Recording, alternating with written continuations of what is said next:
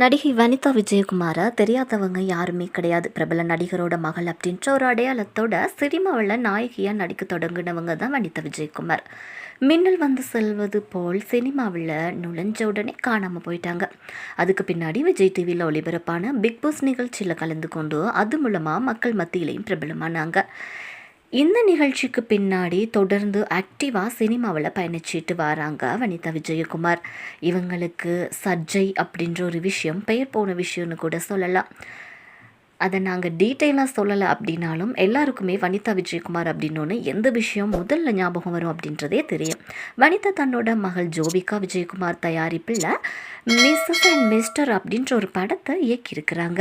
இந்த நிலையில் ஒரு இன்டர்வியூவில் தன்னோட மகள் ஜோவிகா மற்றும் அவங்களோட காதல் சம்மந்தமாக அவங்க பேசின விஷயம் இப்போ இணையத்தில் வைரலாகிட்டு இருக்குது. என்னோட மகள் லவ் பண்ணவே மாட்டா, காதல் வலி குறித்து என் வாழ்க்கையின் மூலம் அவள் நிறைய கற்றுக்கிட்டா அப்படின்ற மாதிரியும், என்னோட மகள் காதல் விஷயத்தில் கவனமாக இருப்பான்ற மாதிரியும் சொல்லியிருக்கிறாங்க. எப்போவுமே எனக்கு அட்வைஸ் பண்ணிகிட்டே இருப்பாங்க. நல்ல வேலை என் மகளை காலேஜுக்கு நான் அனுப்பலை அப்படின்ற மாதிரியும் வனிதா விஜயகுமார் சொல்லியிருக்கிறாங்க.